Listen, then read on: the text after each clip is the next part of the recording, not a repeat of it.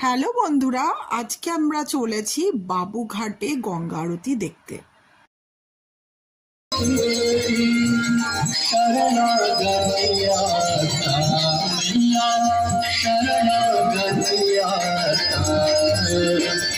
यम पिता समिता कर, यम पिता समिता कर, परम गति पाता।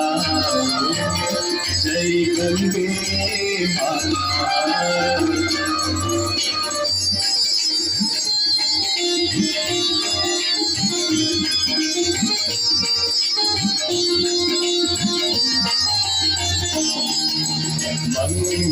मंगलकारिणी मैया तू है सुखदाता, मैया तू है सुखदाता।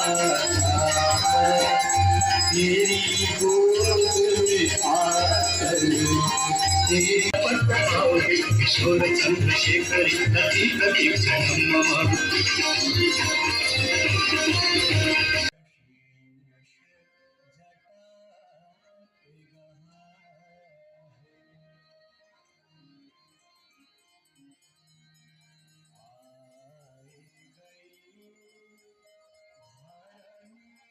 গঙ্গা আরতির পর প্রদীপটা গঙ্গার পাশে রাখা হয়।